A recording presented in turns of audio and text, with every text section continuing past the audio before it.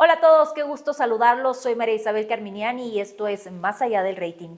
En este capítulo conversé con Mónica Mancero, una mujer y amiga a quien admiro muchísimo. Ella es actriz y hace algunos meses se estrenó como directora de cine con la película Azules Turquesas, en la que cuenta su experiencia en un psiquiátrico y en centros de rehabilitación de drogas, donde recibió un trato inhumano y fue víctima de una serie de abusos.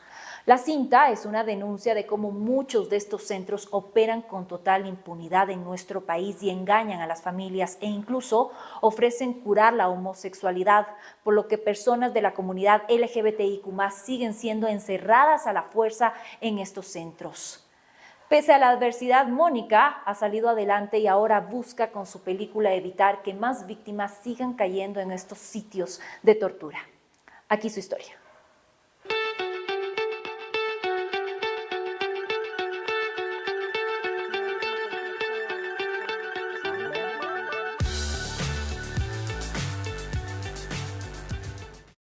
Ya estamos listos para un nuevo capítulo de Más allá del rating. Hoy nos acompaña una persona que admiro mucho. Ella es Mónica Mancero, así que Moni, muchísimas gracias por estar aquí, por aceptar esta entrevista. Hace mucho tiempo que no nos vemos. Sí. La última vez fue en el estreno de tu película Azules Turquesas, que dicho sea de paso, me gustó muchísimo y también me impactó. Así que, bueno, felicitaciones. Gracias. No, gracias a ti, Isa, por el programa. Me encanta que tengas este programa y gracias más bien por poder contar estas historias. Bueno, y a propósito de la película, coméntanos qué te motivó a realizarla, qué te inspiró. Bueno, Azules Turquesas es una crítica a los centros de rehabilitación y psiquiátricos. Yo estuve interna hace, muchos años atrás y luego de haber estado interna en estos lugares, pude conocer lo que realmente ocurre ahí, que muchas personas desconocen, ¿no? Maltratos, violencia física, psicológica, etcétera. Y cuando yo salí de estos lugares, después de todo lo que viví y lo que pude ver que viven muchas personas más, decidí hacer una denuncia en la fiscalía. Bueno, me acuerdo en esa época a la Defensoría del Pueblo. Me di cuenta que todo es una mafia, que iba a ser una pérdida de tiempo total hacer una denuncia, porque cuando yo fui a denunciar este caso, me di cuenta que habían 1000 denuncias de muchísimos otros centros de rehabilitación más. Y me acuerdo clarito que en el CONCEP, en esa época que existía, me dijo la persona a la que yo fui justamente para denunciar de este centro y me dijo, mire, yo le digo, no pierda el tiempo, porque más le van a hacer daño. Mire todas las denuncias que hay y no van a hacer nada. O sea, no trascendió, no pasó absolutamente nada, pero a la final tú pusiste la denuncia. Puse la denuncia y en realidad sí hubiera podido seguir, pero los juicios duran muchos años y en verdad que son muy desgastantes. Y más con personas que tienen mucho poder y mucha plata. Entonces ahí te das cuenta justamente que te estás metiendo con mafias. Entonces, de que puedes hacer la denuncia, la puedes hacer, pero no sabes cuánto tiempo va a durar y también las cosas con las que sale la otra parte. Entonces, ya volviendo a eso, por eso dije, bueno, no voy a hacer justicia, digamos, por la ley, pero tengo que contar esto y una forma de denunciar fue hacer la película. Pero ¿y cómo arrancaste? Porque incluso en la película te estrenaste como directora. Entonces, ¿cómo fue todo este proceso para poder denunciar todo lo que viviste en estos centros? ¿Sí? ¿Y cómo también terminaste siendo directora de la película? Bueno, fue súper, fue todo un reto. Creo que era la necesidad tan grande que tenía y la impotencia de todo lo que había vivido, que decía, no puede ser que nadie sepa y tengo que contar de alguna forma. Entonces se me metió en la cabeza, bueno, yo soy actriz de profesión y dije, tengo que contar de alguna forma. Entonces dije, bueno, voy a hacer una película. Pero yo obviamente jamás pensé que yo iba a dirigir la película. Contacté a un amigo que es director y le dije, bueno, ayúdame, dirige tú la peli y todo. Conseguí, toda la gente, todo, y teníamos que hacer un teaser en esa época para poder ganar fondos y todo. Y me acuerdo que cuando íbamos a grabar el teaser, el director que iba a ser en esa época me dijo, no, yo creo que tú debes dirigir el teaser. Ajá. Pero me dijo como a las 11 de la noche, entonces no podía cambiar todo al siguiente día. Claro. Entonces me lancé y ahí fue que dirigí. Y cuando dirigí dije, bueno, Sí he podido. Bueno, es que también, claro, o sea, se necesita cierta preparación, pero el hecho de que tú siempre has trabajado como actriz también te permite tener algunos conocimientos y algunas pautas para dirigir. Pero tú también hiciste el guión, escribiste toda la También hice el historia. guión. Em, bueno, todo empezó, claro, cuando dije, tengo que denunciar esto, dije, bueno, a ver cómo hago. Nunca he hecho un guión de una película tampoco, pero creo que, claro, como con las bases de actriz, como te pasas leyendo guiones, bueno, más o menos decía, bueno, voy a ver cómo se hace un guión. Y entonces así empecé a hacer un ejercicio, como la escaleta, todo, como así viendo de otros guiones cómo era. Y empecé a escribir, escribir, escribir. Eso me tomó muchísimo tiempo, me tomó 3 años hacer el guión, porque claro, empecé a hacer, luego era súper doloroso, dejaba, decía, no, no sirvo para esto. Luego volvía otra vez, decía, no, tengo que volver a escribir, retomaba, hasta que, bueno, lo logré en 3 años, terminé el guión, mostré a algunas personas para que me den sus observaciones y todo, y ahí también me di cuenta que el guión nunca va a estar realmente completo, porque siempre te van a decir, no, falta esto, o siempre te van a dar opiniones. Pero Hasta ¿sabes que, lo que me impactó al momento también de ver la película? Es que tú interpretabas al personaje principal, protagonizabas la película y prácticamente tú hacías de tu propio personaje. ¿Cómo fue para ti revivir todas las experiencias o revivir todo lo que pasaste durante tu estadía en estos centros? bueno, para yo poder haber hecho la peli, antes de todo eso tuve procesos de sanación, porque obviamente quedé súper mal cuando salí de estos lugares. Bueno, hice terapia, hice de todo. Y creo que el guión también, el escribirlo fue como una catarsis, o sea, de llorar, de recordar, de también investigar, porque no solo contaba mi historia, sino la de muchas otras personas que pude conocer. Entonces, claro, ir y conocer otros centros, conocer personas que han salido, que han tenido historias inclusive más dolorosas que la mía. Entonces creo que el haber hecho el guión ya fue como una parte de, o sea, saltar dado. Y ya cuando actué, ya era más fácil porque tenía técnicas de actuación, entonces sabía que era un personaje que a pesar de que era yo, sabía que no era en esa época, sabía que ya no era ese personaje, entonces ya fue como más rápido. Y bueno, tú sabes, en las películas del tiempo, entonces no es como que te puedes quedar, es como te metes en una escena, listo, corte, se acaba, vamos a la otra y, o sea, no. Pero entonces a la vez, según lo que me dices, Moni, también el escribir el guión y al mismo tiempo actuar en este personaje que a la final estabas representándote a ti misma fue terapéutico. Sí, totalmente. O sea, siempre he pensado que el arte cura. ¿Coincidimos? Sí, entonces hay muchas formas. La música, el pintar, en mi caso fue escribir y después poder actuar. ¿Cómo terminas tú en uno de estos centros? Coméntanos qué pasó, hace cuánto tiempo fue, de quién fue la idea de que tú tenías que ingresar. Cuéntanos un poquito tu historia. Bueno, esto ya fue hace como, ¿qué serán? Unos 15 años más o menos que yo estuve ahí. Bueno, yo primero entré en una depresión súper fuerte. Nunca en mi vida me había dado depresión, ni siquiera sabía lo que era exactamente la depresión. Y entré en una depresión clínica. Justamente trabajaba en un canal donde me producía como mucho estrés, tenía como muchas cosas, inseguridades, ansiedades. Bueno, pasé por una época muy dolorosa y me dio depresión. Luego de pasar por esta depresión, tomé medicación, pero la medicación parece que me llevó a mí al otro extremo. Entonces yo entré en un momento de euforia. Y entonces de la depresión así, entré, wow, un momento así, y ahí empecé a salir y a hacer cosas, y ahí empecé a probar sustancias. Entonces, pero ya a los 26 años, o sea, digamos, probé vieja, digamos, así como todas las drogas. Claro, no, sí pasa. Y bueno, y ahí probé todo lo que pude, o sea, porque me di cuenta que la depresión nunca estuvo superada, simplemente estuvo amortiguada con medicación, pero yo me fui al otro lado. Y entonces al probar las sustancias no quería volver a tener esa tristeza horrible que tenía y lo que hacía era como que consumía y consumía y consumía para que al siguiente día, digamos, no te dé el bajón, que es dejar el chuchaqui y esto, entonces es como que volvía. Entonces, bueno, me metí en este mundo Y obviamente empecé a cambiar, bajar de peso, mi actitud, dejé de trabajar, o sea, un cambio radical y mi familia obviamente se asustó, era horrible, me desaparecía de la casa, bueno, de todo. Hasta que ellos desesperadamente empezaron a buscar alguna ayuda, ¿no? Como hacen muchísimas familias hasta ahora, desesperados porque sus hijos o sus familiares tienen algún problema de adicción y encontraron este centro de rehabilitación por recomendaciones.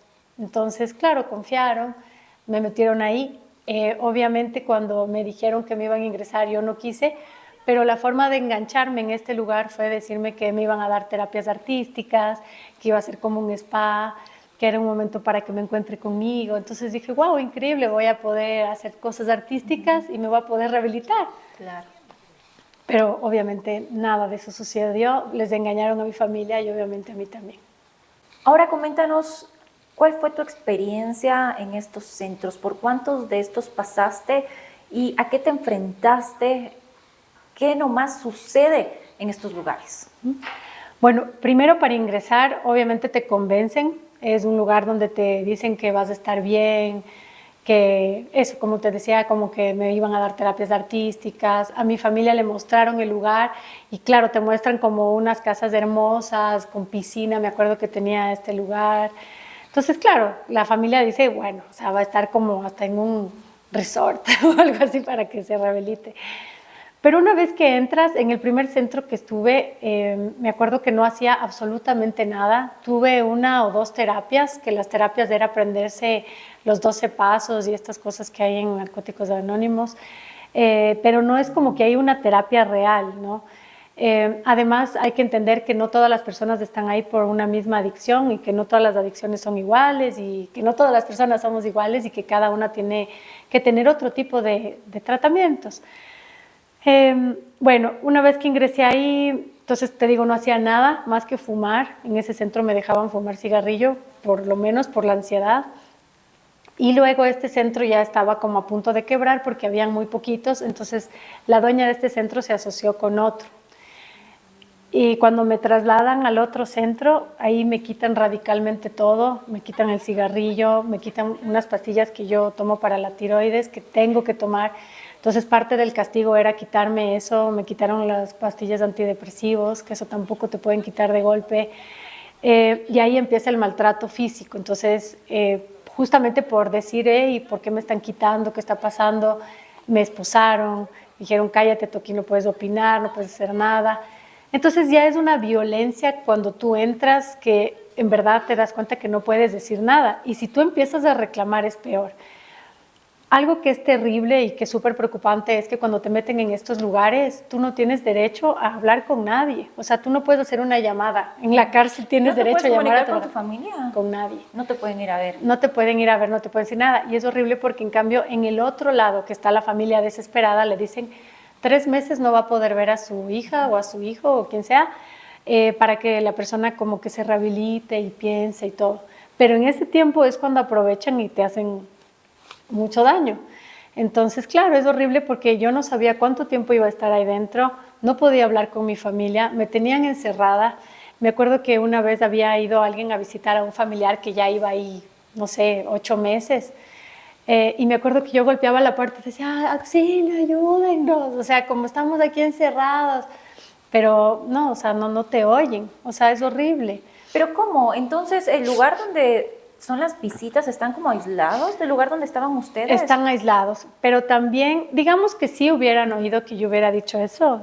Los doctores, porque además trabajan ahí psicólogos y psicólogas, psiquiatras, te dicen, no, es que usted sabe cómo son las personas que tienen problemas de adicción, se inventan cosas, manipulan, está con una etapa de abstinencia, así se ponen, pero no, aquí no les hacemos nada.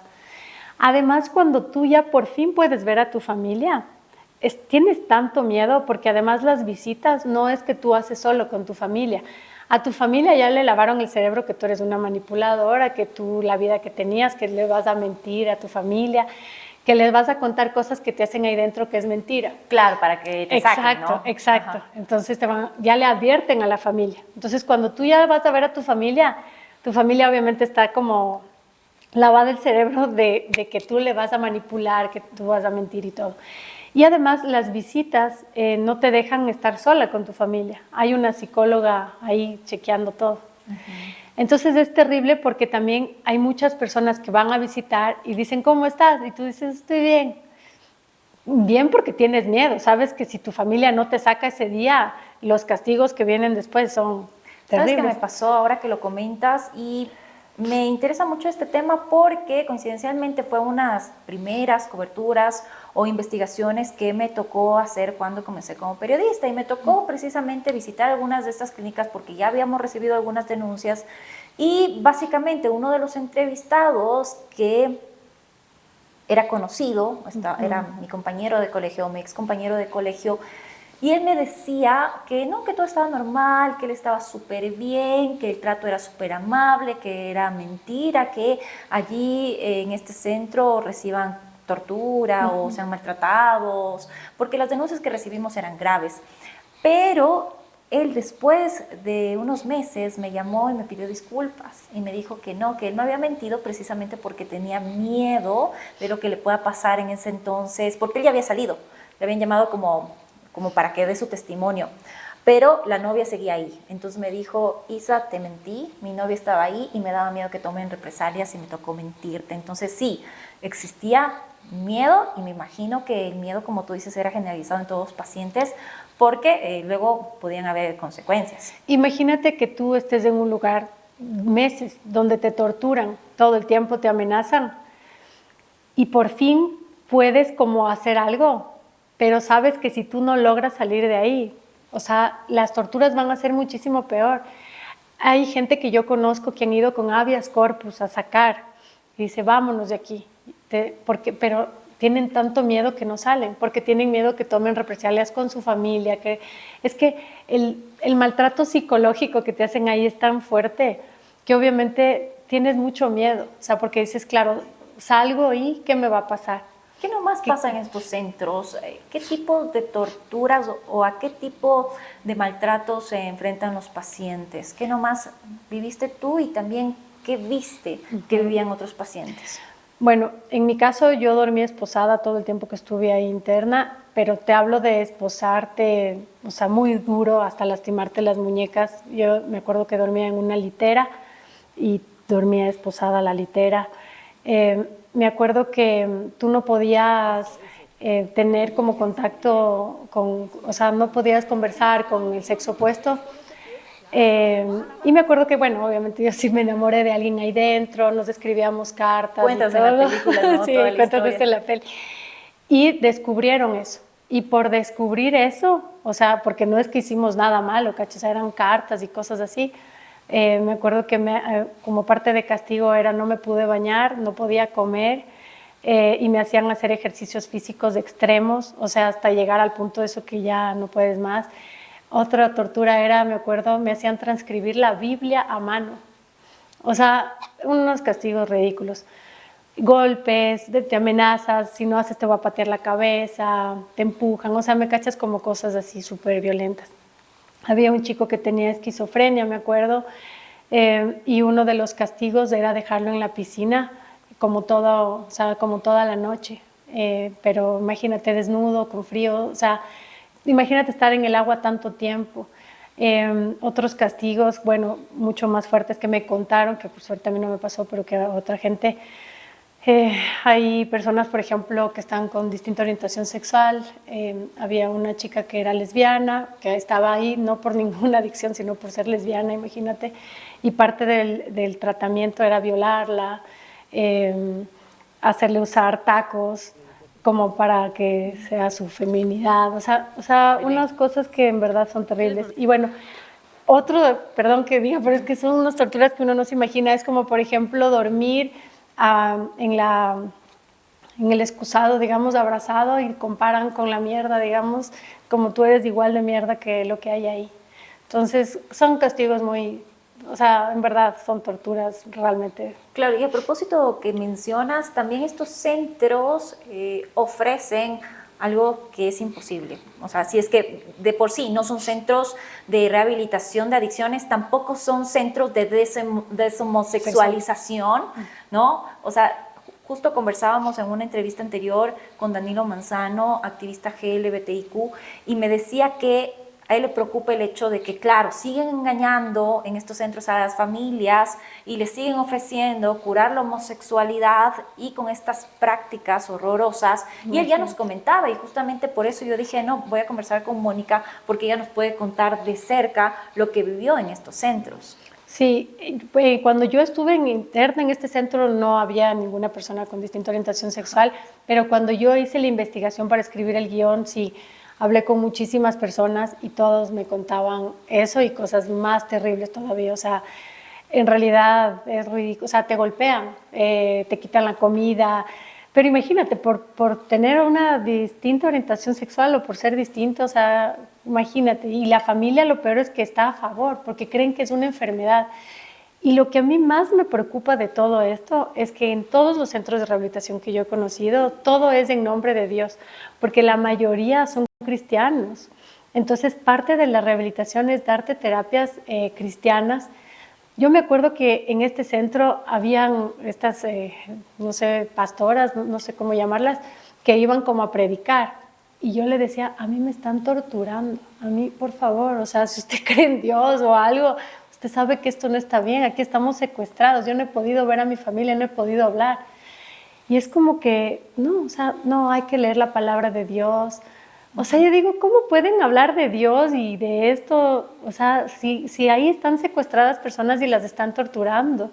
Entonces, ¿cuánto tiempo pasaste en estos centros y cómo tú sales? ¿Te contactaste con tu familia? ¿Qué pasó?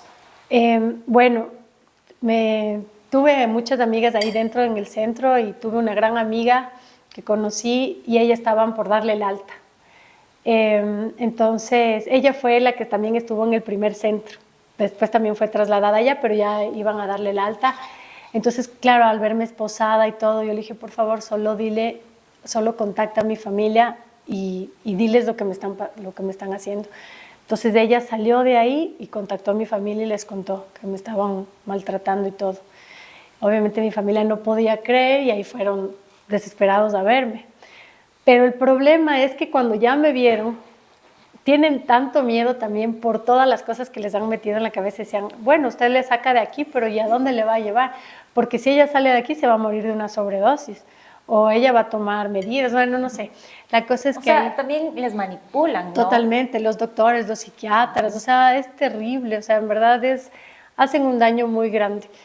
Y cuando salí de ahí me dijeron, bueno, no te vamos a poder llevar a la casa, porque así les habían dicho los doctores. Me acuerdo en esa época el psiquiatra que me vio la depresión en esa época ha dicho, no, si le fue mal en ahí, bueno, no importa, pero llévenle a una casa de reposo, un psiquiátrico, o sea, querían que esté en un psiquiátrico porque iba a poder tener una recaída.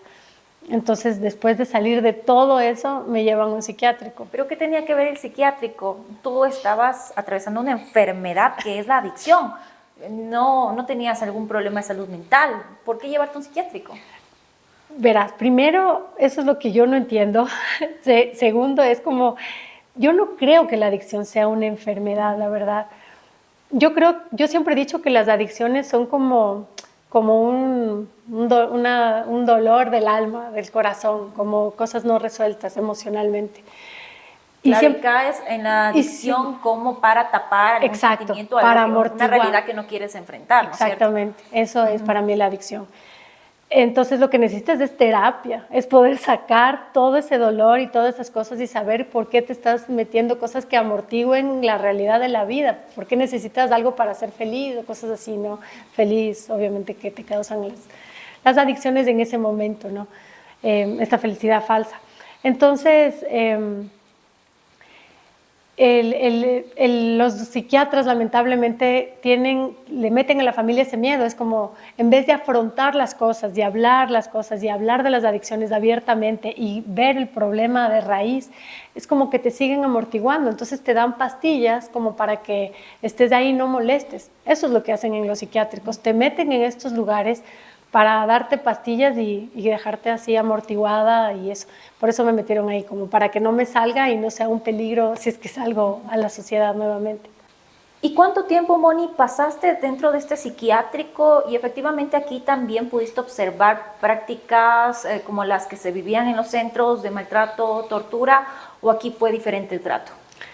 Es súper triste los psiquiátricos. Creo que lo más difícil que me ha tocado en la vida fue enfrentarme a sobremedicación, medicaciones que me daban sin primero consultarme, decirme qué me estaban dando. Me acuerdo que me ponían inyecciones y ahí dentro el maltrato es anularte como persona, bueno, que se parece igual al otro centro, pierdes totalmente tus derechos. Y lo que empiezan a hacer es llenarte de tanta medicación al punto en el que yo no sabía si era de día, si era de noche, si era real lo que estaba viviendo. Me acuerdo que quería como caminar y ya no tenía movilidad con el cuerpo de tanta medicación que tenía. Me acuerdo que nos daban pastillas para dormir a las 6 de la tarde, ya tenías que dormirte. Me acuerdo que la comida era la cosa más horrible que había. O sea, yo te juro que había moscas que volaban ahí. O sea, era horrible. Es muy feo lo que pasa ahí dentro. Si tú visitas un psiquiátrico, te vas a preguntar siempre por qué hay tanto silencio. Y es porque todas las personas que están ahí están totalmente dopadas. No tienen derecho a nada, no tienen terapias. Y además, si es que te dan terapias, que a mí me daban, se supone, psicológicas, ¿cómo me pueden, yo decía, cómo me pueden dar una terapia si estoy totalmente dopada? Si ni siquiera sé lo que estoy diciendo o lo que estoy viviendo, me quedaba dormida. Entonces es como que te dan terapias ahí dentro, pero no. Lamentablemente los psiquiátricos lo que hacen es anular a la persona. Hay muchísimas personas que pueden tener una vida totalmente normal con cualquier problema mental que tengan, o sea, eso no importa. Si es que tú estás bien medicada, puedes tener autonomía, puedes hacer tu vida, pero ahí lo que hacen es anularte como para que no molestes a tu familia y como para ya tenerte así. Además que estabas con otro tipo de pacientes, tú no estabas con personas que tienen problemas de adicción, o me imagino que también habría, pero en general estabas con personas que tenían problemas de salud mental. Totalmente. O sea, ahí me acuerdo de todo. Conocí a una chica que era jovencita, ella tenía, ¿cómo se llama esto? No, ella era anoréxica, le habían metido ahí por anorexia. Habían muchísimas personas con depresión. Me acuerdo, bueno, sí, había personas con problemas de esquizofrenia, bipolaridad y bueno, otros trastornos. Pero claro, todos estábamos ahí mismo. ¿No? Es como tú dices, no importa el problema que tengas, todos están como ahí metidos, ahí mismo. Pero es tenaz porque eso, o sea, no, ahí pasas los años o los meses, la vida, solo te transcurre y lo que estás es totalmente ida. No estás haciendo nada como para salir de eso. ¿Cuánto tiempo pasaste dentro de este psiquiátrico y también cómo a la final lograste salir de ahí? Bueno, ya ahí dentro yo dije ya no tengo esperanza de nada, o sea, en realidad ahí me dio ya depresión. Yo dije hasta aquí, ¿no? Ya no quiero vivir, o sea, yo ya no quería vivir más. Me acuerdo que mi mente como que estaba medio lúcida, pero mi cuerpo no, entonces yo quería como transmitir cosas, pero no sabía cómo. Y me acuerdo que me fue a ver mi familia y me vieron obviamente totalmente dopada, o sea, se me salía la saliva, o sea, ya era ridículo. Y me acuerdo que yo les dije, si no me sacan me voy a matar, o sea, como sea me voy a matar. Ya no puedo más aquí. Entonces me sacaron. Y cuando me sacaron de ahí me di cuenta lo difícil y el daño tan grande que te hacen a tu cuerpo y a tu mente, porque ni la rehabilitación de drogas fue tan fuerte como rehabilitarte de la sobremedicación.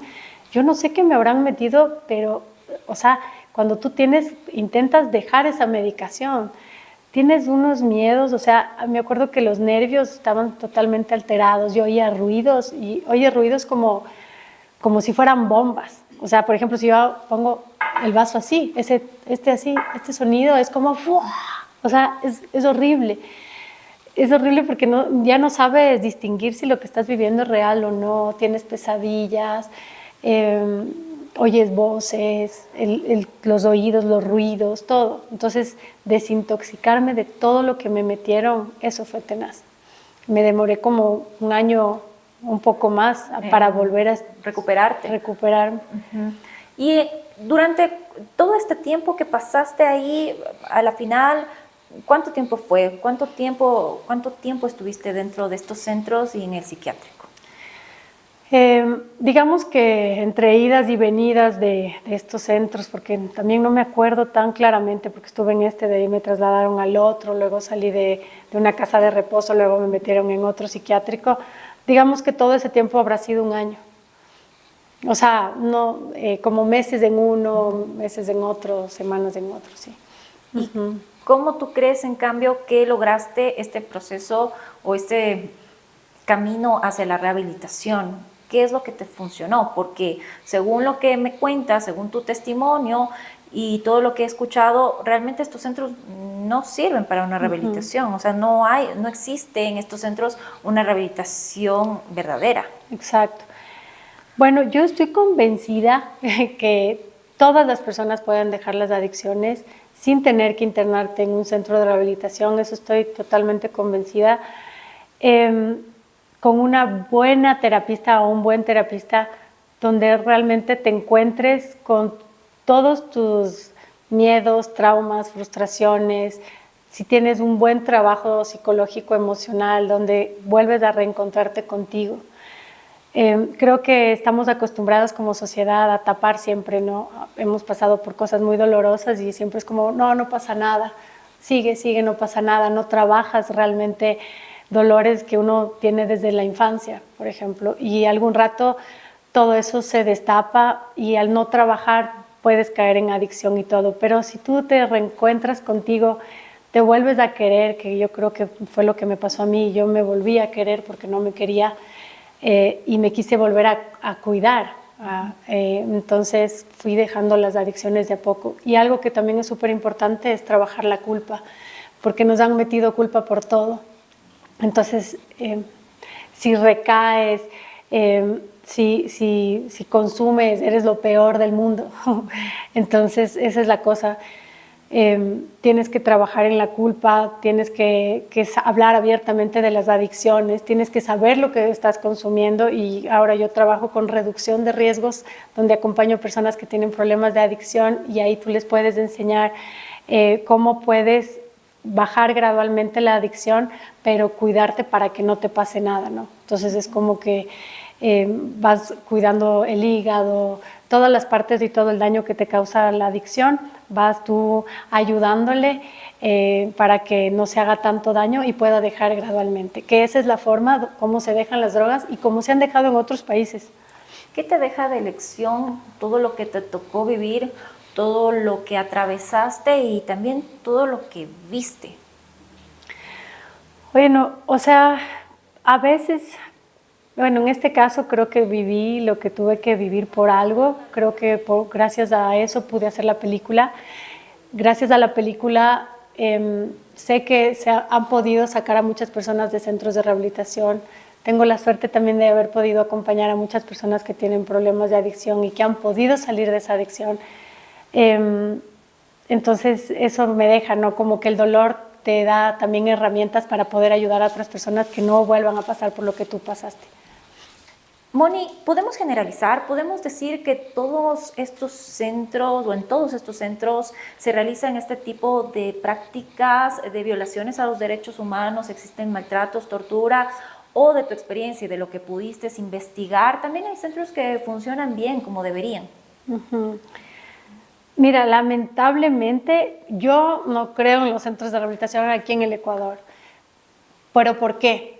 Primero porque en todos los que yo conozco y en los que pude investigar, no solo aquí en Quito, sino en Guayaquil, en Cuenca y en otros lugares, lo primero que hacen es aislarte de tus seres queridos 3 meses. ¿Por qué si tú tienes depresión o si tienes un problema de adicción que viene siempre con una depresión ahí, te alejan de tus seres queridos? ¿Por qué? Sí, cuando en realidad cuando uno se tiene que rehabilitar necesitas a tu gente querida de confianza que esté ahí apoyándote y ayudándote para que te puedas rehabilitar. Entonces, primera cosa, en todos los que yo conozco al menos hacen eso, no te dejan visitar a tus seres queridos. La otra es que yo no tengo nada en contra de la espiritualidad de las personas, está perfecto que cada uno crea en lo que quiera y le haga bien, pero no te pueden imponer una religión. En todos estos centros o son católicos o son cristianos. A ti no te pueden obligar que tengas una religión, no te pueden imponer o meter un Dios como para que te vaya a salvar, ¿no? La espiritualidad es otra forma de trabajar y eso creo que es muy individual. Esa otra cosa. Y la tercera, que también me parece terrible, es las familias que tienen problemas de adicción, que tienen algún ser querido que tiene problemas de adicción. La persona que tiene problemas de adicción no tiene plata porque no puede trabajar. Entonces es ridículo los costos que cobran para que una persona se pueda rehabilitar. Entonces es como te ofrecen que te van a rehabilitar, pero ¿cómo te van a rehabilitar? ¿Qué terapias te van a dar? Para mí la forma más importante para poder rehabilitar a alguien, primero saber que cada persona es distinta, que cada persona tiene distintos dolores y distintas cosas que sanar. Y segundo, hay que conocer también la adicción que tiene esa persona. Una vez que conoces la adicción que tiene esa persona, tienes que hablar con su familia para que se pueda hablar abiertamente de este problema de adicción, que la familia sepa lo que está consumiendo y que la familia entienda que no se puede quitar de golpe. Entonces vamos bajando la adicción gradualmente y vamos también trabajando con la familia, porque es obvio que cuando una persona tiene problemas de adicción es que la familia está fracturada, la familia también tiene que trabajar. Las familias también hacen mucho daño por no saber, es como, otra vez ya consumiste, le pegan, le hablan, le hacen sentir peor. Claro, y si en estos centros existiría como la voluntad real de ayudar a la persona que tiene un problema de adicción, también involucrarían a la familia, le traerían a terapias, les ayudaran, y como tú dices, son elevados costos por los que está pagando la familia. ¿Cuánto puede llegar a costar uno de estos centros? Y según lo que tú nos dices, realmente es un negocio lucrativo, porque ni siquiera es que existe una terapia, no es que hay como una organización como tal para que el paciente a la final sí salga de ahí rehabilitado. Totalmente. Bueno, yo te hablo hace 15 años, imagínate el centro donde yo estuve, de lo que me habían dicho, y porque tenía beca, mi familia, no sé cómo le habían hecho un descuento, costaba como $1,500 mensuales, hace 15 años. Ahora no sé cuánto estarán costando, y claro, tal vez muchos digan, bueno, pero también hay los centros de rehabilitación públicos, ¿no? Los centros de rehabilitación públicos aquí en el Ecuador solo existen 14 y son para hombres. Eso significa que las mujeres o no tenemos problema de adicción, o yo no sé qué pensará el Ministerio de Salud, como que las mujeres no tenemos ningún problema. Y dentro, y los pocos centros de rehabilitación que existen para las mujeres están dentro de psiquiátricos. Entonces, eso es algo súper importante que sepan. Y los públicos, como todo lo público, lamentablemente hay burocracia. Entonces, tú tienes un caso así extremo, ¿no? De una persona que ha tenido una sobredosis. ¿Qué hacen? Le internan en un psiquiátrico. ¿Por qué? Para que no se mate, para que no haga nada de eso, hasta que le puedan meter a un centro de rehabilitación. Pero la persona nunca entra por su voluntad al centro de rehabilitación. Muy rara vez es cuando la persona, porque está desesperada, dice, me quiero internar, quiero una solución. Pero la mayoría de casos te obligan a estos lugares, te capturan para meterte a estos lugares, o digamos como que te convencen para que te metas con mentiras, diciéndote justo lo que te contaba, que a mí me dijeron que iba a estar bien y todo. Conozco muchas personas que han secuestrado para meter a estos lugares. ¿Cómo hacen? Hablan con su familia y le dicen, no se preocupe, vamos a internarle a su persona, dígame dónde va a estar. Viene un carro y a la fuerza cogen, le golpean, le ponen un sedante, le meten al carro y uno se despierta en un centro de rehabilitación. Claro, y a la final esto también sirve al momento de que alguien pone la denuncia para que estas clínicas tal vez se queden en la impunidad o que puedan seguir operando en total impunidad, porque tal vez dicen, no sé, pero el familiar le trajo aquí, nosotros no lo obligamos, ellos lo trajeron. Exactamente, y es terrible porque cuando te meten en estos lugares tú nunca firmas, y eso también es ilegal. Eso es algo que también quiero que se entienda. O sea, tú solo puedes perder tus derechos, pero después de haber hecho un juicio y donde realmente digan, ¿sabes qué? tú tienes la potestad de mi vida y tú puedes decidir por mí. Pero lo que están haciendo con los familiares es internarlo para hacerle un bien, están firmando y esa persona lo que está es secuestrada, eso es lo que está, porque cuando una persona está dentro de un lugar en contra de su voluntad y no puede tener contacto con el mundo exterior, eso se llama secuestro y eso es lo que están haciendo en muchos lugares. ¿Y por qué sigue ocurriendo? Según lo que nos comentabas y cuando tú ya hace muchos años fuiste a poner la denuncia en la fiscalía, te encontraste con un sinnúmero de denuncias sobre lo mismo, pero no vemos que a la final surge efecto, no se ve que existe un verdadero seguimiento a estas denuncias y que también sí han existido casos de que clausuran algunas clínicas, sobre todo en Guayaquil, pero cuando sucede alguna tragedia, por ejemplo, en Guayaquil hubo un incendio y muchos internos fallecieron porque no pudieron escapar. Entonces solo ahí se toman medidas. Solo ahí se toman medidas, pero ya cuando, ¿qué medidas se tomaron? Murió las personas y ese centro se cerró, pero se vuelven a abrir con otros nombres. Ese es el problema. Estamos hablando de mafias, estamos hablando de un negocio. Entonces, un negocio redondo, porque cuántas personas tienen problemas de adicción y cuántas familias están desesperadas para que les puedan ayudar a sus seres queridos. Las familias obviamente son vulneradas, consiguen dinero de donde sea, pagan estos lugares para que les tengan ahí. Entonces, no sé, pero yo pienso que es corrupción, o sea, es lo que hay. Porque yo digo, si es que ya hay tantas denuncias, ¿por qué siguen existiendo estos lugares? ¿Y por qué los siguen abriendo con otros nombres? ¿Y por qué no hay un control permanente en todos estos lugares de regulación? Conozco muchos centros de rehabilitación que tienen permisos falsos, que dicen que tienen los permisos del Ministerio de Salud.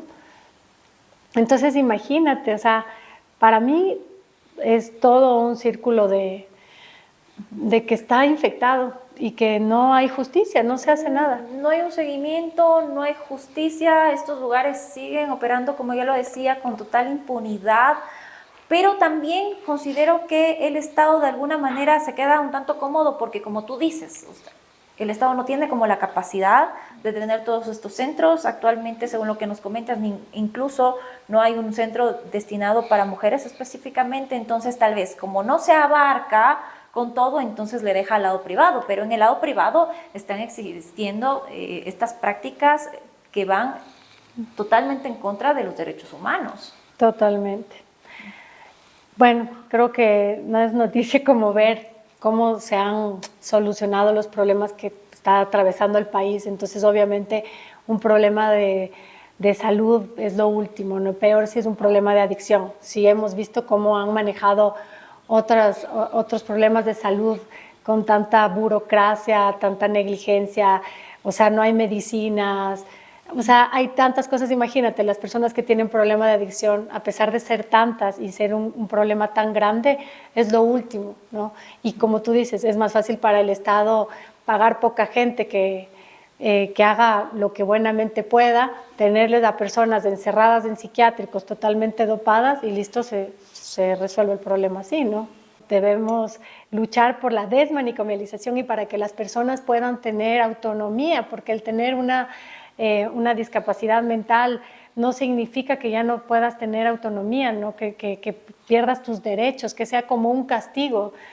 Imagínate que es como un castigo tener depresión, es un castigo tener bipolaridad, es un castigo tener esquizofrenia, es un castigo tener un problema de adicción, porque aquí somos tratados así, como si fuera un castigo.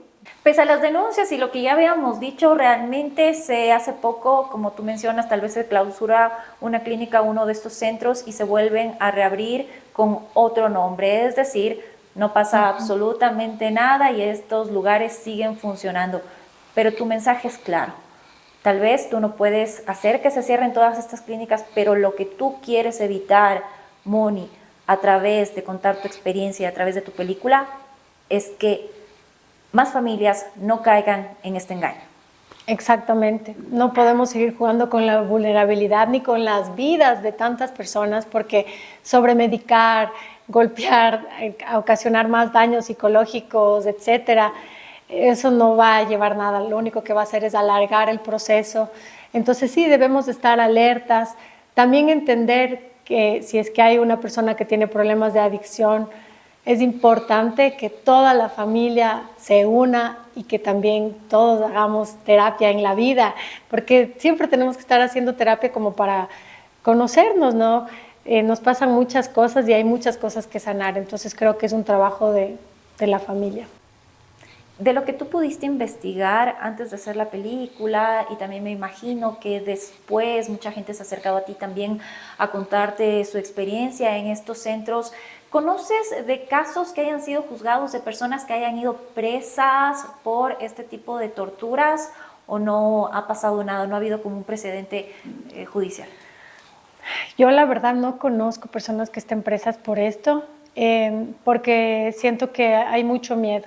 Como te digo, a pesar de que yo he podido hablar y me han contado sus historias, siempre quieren que no digamos sus nombres, y como que siempre dicen, prefiero olvidarme de esa etapa en mi vida y como que ya, y no pase más, porque claro, ha sido tan doloroso y tanto el trauma que no quieren denunciar, no quieren olvidarse. Entonces, muchas personas no terminan denunciando. Y bueno, también por lo que te digo, ¿no? Se necesita dinero, se necesitan buenos abogados y se necesita estar años preparado para ver si es que ganas o no, ¿no? Claro, también te desincentivas porque dicen, ¿para qué voy a denunciar si no va a pasar absolutamente nada? O va a cerrar, sí, la clínica, pero luego tal vez abra con otro nombre, como usualmente pasa. Exactamente. Ahora, recuerdo que cuando lanzaste la película coincidió con un paro. Sí. Lamentablemente no muchas personas la pudieron ver. También entiendo porque en el cine la pusieron un horario Sí. no muy accesible para la gente. Pero ¿cómo estás haciendo ahora para seguir transmitiendo este mensaje? ¿Qué estás haciendo? ¿Cómo sigues en esta lucha? Bueno, hacer arte aquí en el Ecuador justamente es muy difícil porque después de lograr hacer una película, el sueño es que lo pueda ver todo el mundo, ¿no? Eso es para la que la haces. Pero como dices, en el cine aquí en el Ecuador hay muy poco apoyo, entonces los horarios, las personas no podían ver la película porque me ponían horarios de la 1 de la tarde, ¿quién iba a ir al cine a la 1? Después vino el paro. Pero bueno, ahora lo que estoy intentando hacer es, si es que me estás viendo y quieres apoyarte, Válido, aprovecha la cuña. Quiero vender la peli para poder liberarla, porque mi interés es que la pueda ver todo el mundo, y no sé, YouTube o cualquier plataforma donde cualquier persona pueda acceder y ver la película. Esa es la idea, pero para eso la estoy vendiendo. Y también estoy haciendo cineforos porque es muy importante que después de ver la película podamos conversar justamente de estas cosas que pasan, porque hay muchas personas que tienen sus familias y no saben qué hacer. Y claro, la película no es que sea muy alegre, entonces las personas terminan muy mal. Y por eso es chévere para mí dar cineforos y dar esperanza de que sí se puede rehabilitar a la persona, que sí se puede acompañar, y que se pueden hacer muchas cosas. Entonces todo eso doy después de la película, doy los cineforos en colegios, instituciones, en familias, donde quieran y donde necesiten la película, estamos haciendo los cineforos. Bueno, también aprovecho este espacio para transmitir ese mensaje a las familias o a las personas que, como tú, atravesaron o están atravesando un momento difícil de adicción. ¿Cuál sería tu mensaje para poderlos ayudar? Bueno, siempre hay esperanza. Yo creo que si tú estás decidida o decidido a dejar las adicciones, se puede, sin violencia, sin encierro, que puedas reconectarte contigo, con tu fuerza, y que puedas volver a tener tu autonomía y no depender ni de ninguna sustancia ni de nada que te haga daño. Sí se puede. Yo les puedo afirmar que sí se puede. Si tú quieres, se puede. Bueno, Moni, yo quiero en verdad agradecerte por haber abierto tu corazón, también decirte que te admiro por romper el silencio y con tu mensaje evitar que muchas más familias caigan en el engaño de estos centros de mal llamados centros de rehabilitación de adicciones. Así que muchísimas gracias y como siempre te digo, te admiro mucho y mi cariño para ti. Gracias. Yo también te admiro mucho y gracias por estos espacios, porque gracias a ti y a muchas personas que hacen estos programas podemos contar abiertamente lo que pasa en estos lugares. Así que gracias por la invitación. Y éxitos, que puedas seguir llegando con tu mensaje, puedas seguir transmitiendo la película y que puedas seguir llegando a más personas. Muchas gracias. De esta manera concluimos esta entrevista en Más Allá del Rating. Mi más sincero agradecimiento a Mónica Mancero por contarnos su experiencia y abrirnos los ojos a una realidad que muchas veces permanece oculta. Espero que esta entrevista haya sido esclarecedora y conmovedora para ustedes como lo fue para mí. Hasta una próxima oportunidad. No se olviden dejar sus comentarios, suscribirse al canal y también compartir esta conversación para que llegue a más personas. Nos vemos pronto.